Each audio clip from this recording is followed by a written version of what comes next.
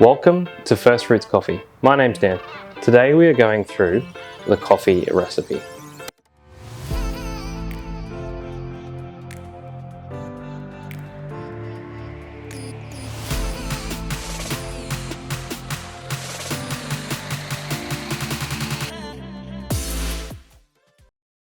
The coffee recipe. If you have been around First Fruits for a little while, you're going to hear me have spoken about this. It is how we make all of our coffee to some kind of recipe. Whether it's espresso, you can see on each of our grinders we have a different recipe for each coffee. Whether it's filter coffee, whether it's cold brew, whether it is batch brew, we are going to use some kind of recipe to make our coffee. Usually, there's going to be three parts to a coffee recipe, right? We're going to have the dose, we're going to have the yield, and we're going to have the time. It's going to get more complicated as we get into different recipes. Now, we've helped a lot of different people over the years get their espresso and their filter and their cold brew tasting awesome at home. If you come and you ask, what am I, I'm doing the same thing you guys are doing and I'm not getting good coffee, the first thing I'm going to ask you is how much coffee you're putting in, how much you're taking out, and what time does it take.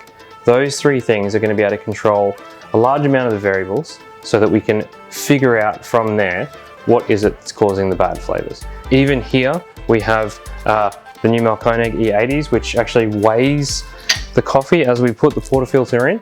We're going to weigh our shots every single time, even though we're making hundreds of coffees a day. It's super important to always weigh those shots. Okay, dose. It is the weight of ground coffee that goes in. Now, depending on your grinders at home or in your cafes, it's going to depend on what you're going to be able to do and how you're going to be able to weigh the coffee. Some of your grinders could be the type that you're grinding them by hand, they're manual, in which case you'll probably need to weigh the coffee before you put it in, weigh it out, stick it in, grind it up.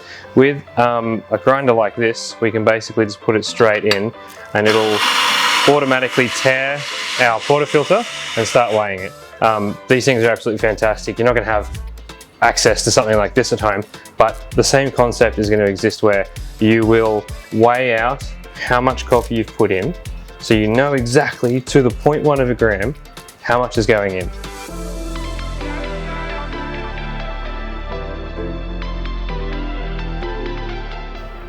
All right, after we've got it in, we're going to set it up, prepare it for extraction. Our portafilter goes in.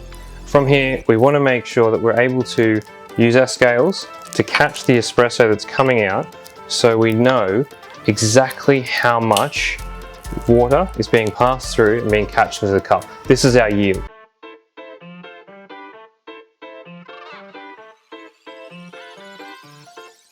We want to figure out our dose, we want to figure out our yield to get both of those together so that we can use that as a starting point to figure out where our extraction and how our extraction is taking place. This recipe, we're aiming for 21 grams in, 40 grams out, over 24 to 27 seconds.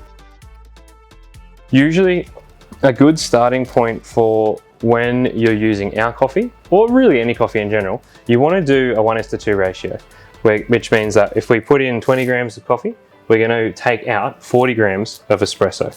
We want that to happen somewhere between 25 and 30 seconds. If we have those ratios and you've done them correctly, where you've weighed everything and it's still tasting funny, then we can begin to look at what might be causing those extra funny flavors. Why is our coffee becoming over extracted and dry or under extracted and sour? And we can determine where those flavors are coming from and fix other little things.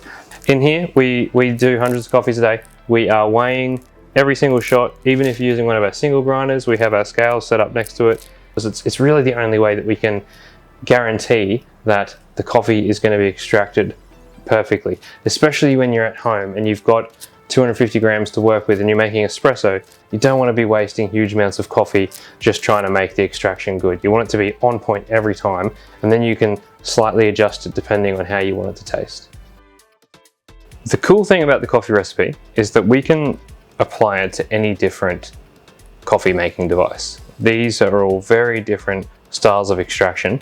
If we know our dose, our yield, and our time, we have a point that we're at, and we can use those points to make adjustments to figure out how to make it taste better and better. This is 4 different methods amongst hundreds of different devices that are out there in the market.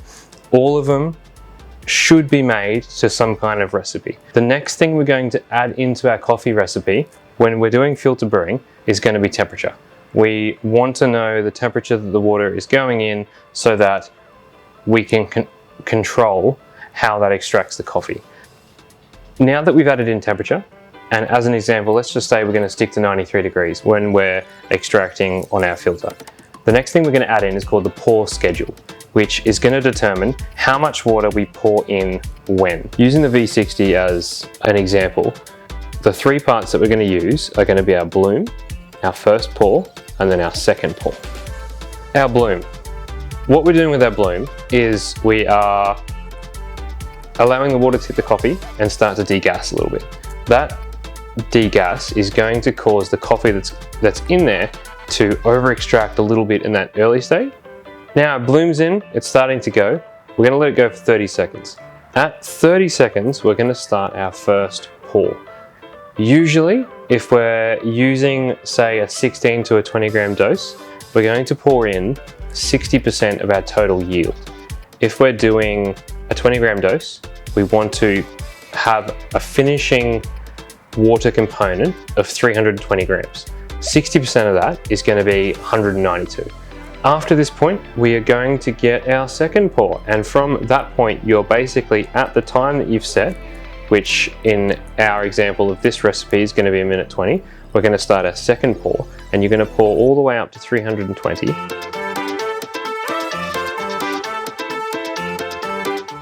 That's a really quick snapshot of coffee recipes. Now, remembering, we can apply it to espresso, we can apply it to filter, we can apply it to cold brew, we can apply it to any way that we extract coffee. We want to apply a coffee recipe. As we can see, they can get complicated or they can remain simple.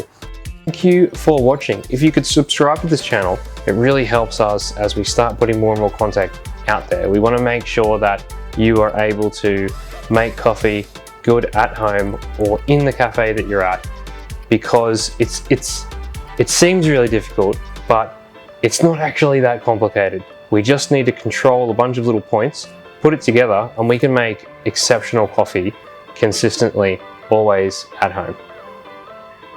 Thanks for watching.